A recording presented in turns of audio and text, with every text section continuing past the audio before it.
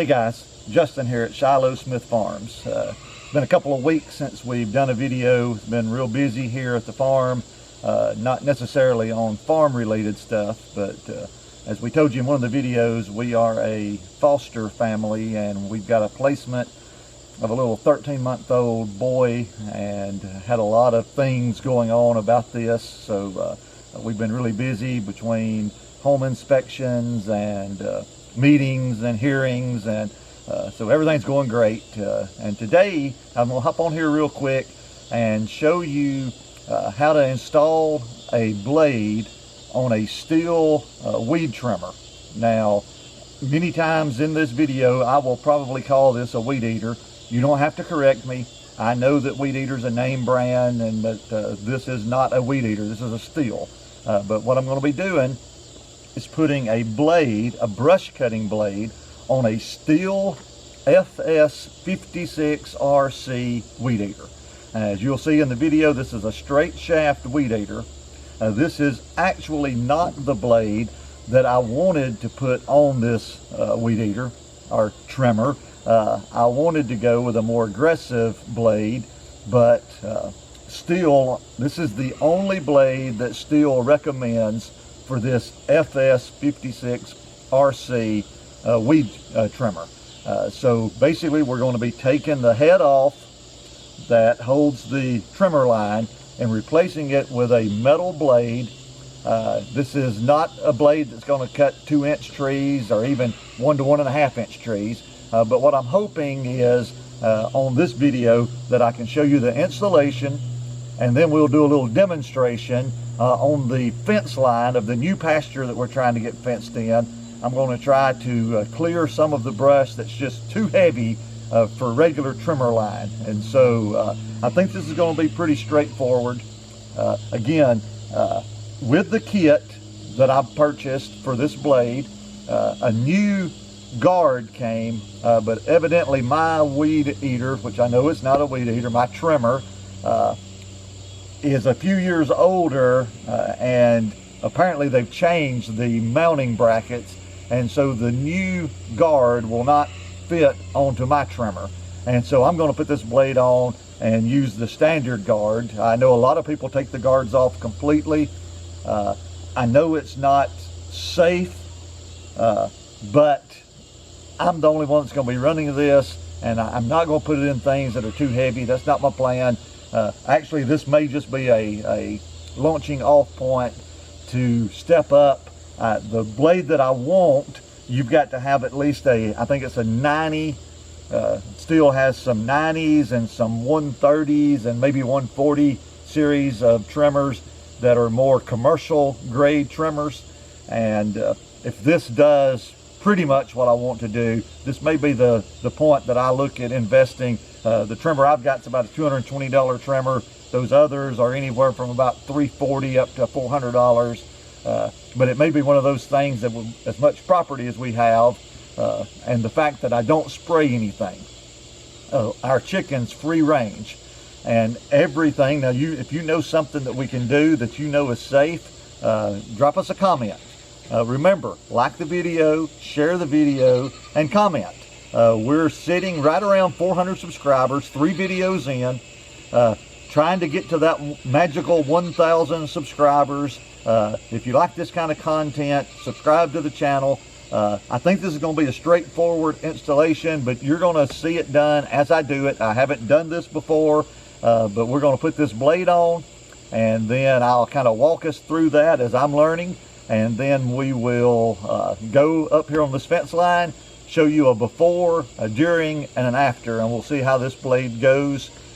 Again, this is not normal for me. I don't normally follow the recommendations of the manufacturer, but in this case, we're going to use the blade that they said. I do want to show you one other thing. If Cassidy can get a picture of this, I was having a lot of problems with this weed eater not having power. It would start and bog down. This is the spark arrestor, and I'll show you after we get this head put on where this was at. I took it out, cleaned it, put it back together, and still didn't run right. So finally, last week, I just removed this. Now, you know the motto. This is what I did, not what you should do. I removed this, and my trimmer is like a brand new machine now. It runs better than it did when I bought it from the factory. This thing is full of tiny little holes, and it gets filled with carbon. And I tried spraying with WD-40, burning it, lighting it with a torch, and trying to clean these, and it just was restricting the power to this trimmer. But like I say, I'll show you that kind of as a bonus toward the end of the video where this is located. And if you're having problems, you think it may be fuel related or carburetor related, this little screen was all of my problems. I may look into getting a new one of these and replacing it. But you say, well, what's the danger? Why would you even bother? This is a spark arrestor. So when this isn't removed, we could have a backfire and a spark could get into the woods and cause a forest fire. Not really a problem in Alabama where I'm at, but depending on where you're working, you may not want to run a trimmer without this. But it's really made a difference in my trimmer, okay? So let's jump into this installation, and I'll kind of walk us through it as we go. All right, first thing you're going to want to do, there is a tiny hole here on the head of the weed eater. And if you've got the right kit, you would have a little tool that came with it. I'm using just a little screwdriver, a little Torx driver. Run this in here. See how it spins, find the hole. This should go this direction to loosen. So just kind of forcibly screw this head off. Now this retainer you want to hang on to because you're not, there is your trimmer head. Hold your line, okay? So we're through with that for right now. Here's the kit that I purchased. Turn this over.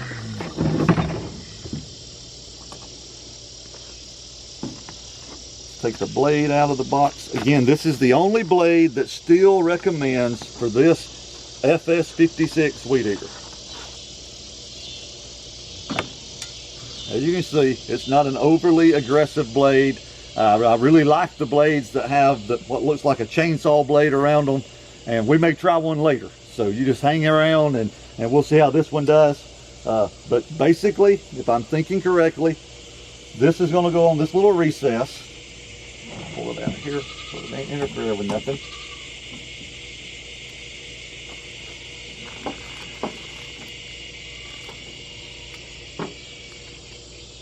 This has got a spline inside that's going to go onto this spline.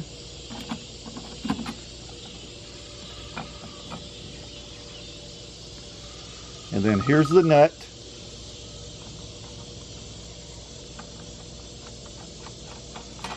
Left-handed threads, so not lefty-loosey, but lefty-tighty, okay? Let me get this put back in.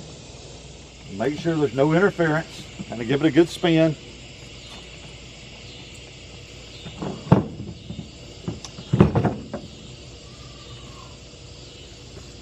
It's got a directional arrow showing you which way it should be rotating.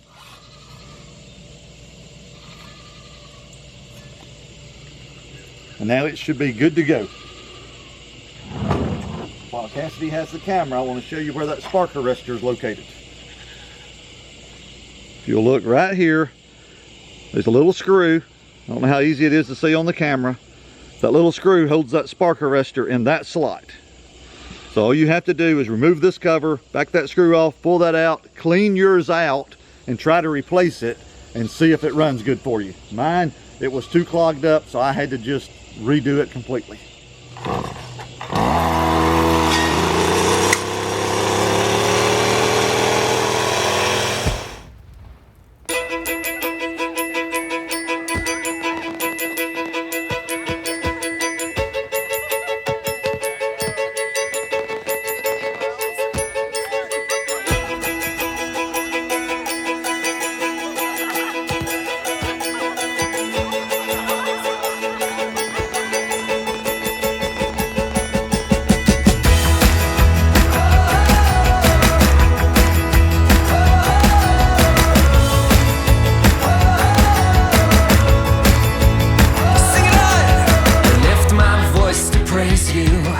I lift my voice to praise you.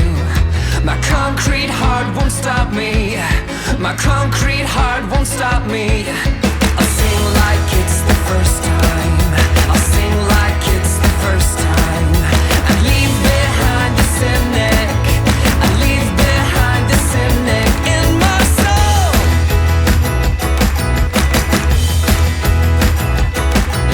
We're letting praise like fireworks loose from our thankful hearts. You've given us a heart, given us a home. You've given us a heart, given us a home. You've given us a heart, given us a home with you. Yeah, we're bringing you our praise, we're bringing you our lives, All right, we're guys, bringing I just you our wanted to praise. jump back on here at the end of the video and give you a little review. I know Cassidy's going to put some of the action shots, but for what I'm doing, for trying to keep this fence line knocked down without using any poison, as I was asking earlier, if you know something that's safe. Now, I've had things recommended to me at the feed store, and then I go online and read, oh, it's safe if your chickens graze 48 hours after you apply it. I don't want to put anything on my property that an animal needs to wait 48 hours to eat. So that's why things grow up the way they do, because we don't put any poison.